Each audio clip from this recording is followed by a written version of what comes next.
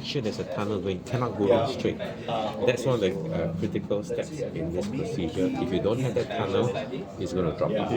So after the tunnel goes in, you can also bring the two together to make sure that they are bisecting the eye. This is a bit soft for the eye. You can raise the bottle side. We're just raising the bottle eye, just completing the needle entry. So it's then once it's in already, now we've got the needles in, and we can get it 180 apart. Okay, we're just making sure 2 mm, we're 180 apart. There's a very short tunnel. Every time you let go of the needle will fall back to the original position of the tunnel. That means you got it correct. If your needles is straight, then there's a problem. So it's at 180. So you let go, you see, it's the needle automatically goes back to where the tunnel is.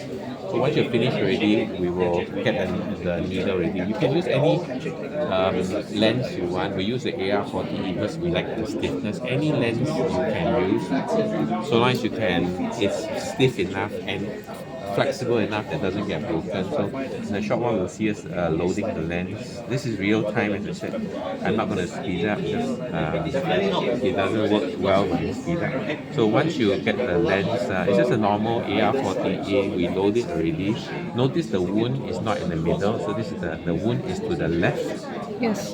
So that you have space to work. If you put it in the center, there's no space to work. This is just endocoat to protect the endothelium or viscoelastic, anything would do. Then we're going to insert the lens. The lens is any lens that you like.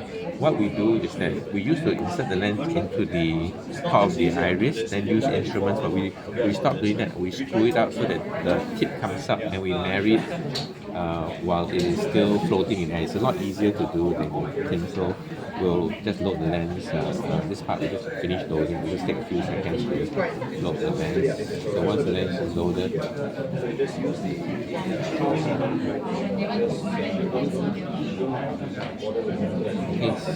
Sorry, I should have truncated the video, but I wanted to show you real time in case you need to see any parts. Okay, so you need 3 hands. So your hand and one more assistant to do the turning, unless your teeth can turn the thing. Okay, so once you get it in, remember you need a bit of a tunnel here. Then when it goes in, once it goes in, faster. This way insertion of needle may cause ciliary body injury? No, because we are within the pars plana. So we're not going to go anywhere near the surgery. So once you get the thing in already, just like any insert, we're going to get it to come out a little bit. This is 1.5 millimeter away from the limbus. So we have up to 6 millimeters to play with anyway. Okay, so once we go in already, so what we do now is that we deliver it over the iris. Oh yeah. Deliver the lens over the iris. Over the iris. Is that what you're saying? I will put the lens over the iris. No, we don't. Directly I will. Can you see? Oh yes. Yeah, directly I will catch the haptic by the needle. It's directly captured in the haptic, and once it goes in, it's stuck already. So you can push in about 1/3. My rule of thumb is about 1/3. No need more than that. It won't fall out. Then when your assistant is turning, you are turning the lens so the lens will unfold. Okay. Then the haptic will stay outside. Remember, we need space to marry the two together.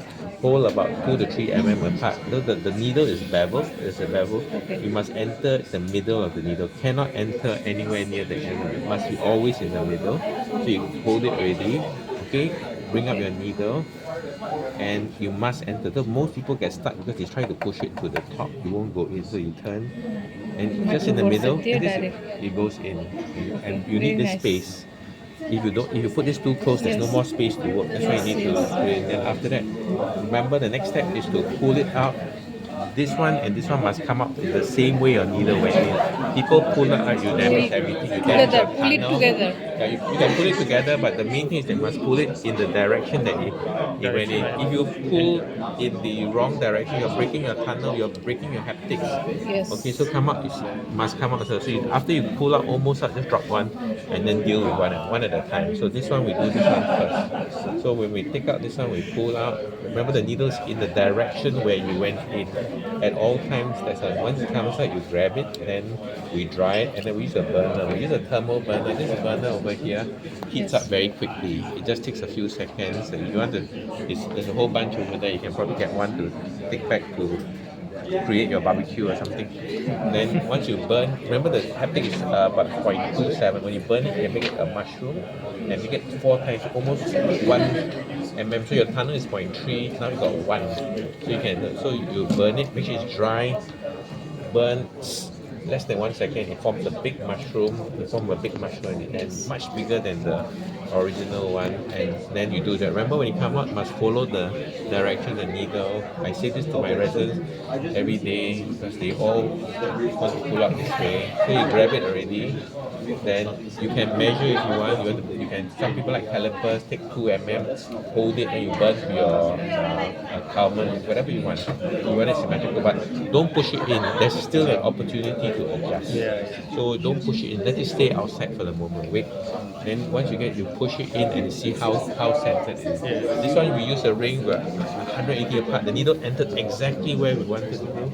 Then when you push it in, the lens is very well centered. We use a mouse tag. We do for starting, you should do a surgical PI just to be sure that you don't have optic issues later, because the eye does soften a little bit. As a tip, we'll usually use viscoelastic, whatever remnant is going to put it in the eye to firm up the eye. We pat the eye, we don't touch the eye for 24 hours. And we really stuff it into the tunnel. Don't be afraid to stuff it into the tunnel. You made your head so big already, it's not going to come out. So then people ask me, what happens if the lens has a problem in the future? What do? You cut the optics out, and you from the inside you push the haptic comes out, the mushroom comes out, you pull from the outside. Easy to do, not difficult to exchange. And you can put in a new needle next door. Okay, no problem. You can repeat it. So if you have a phaco wound here,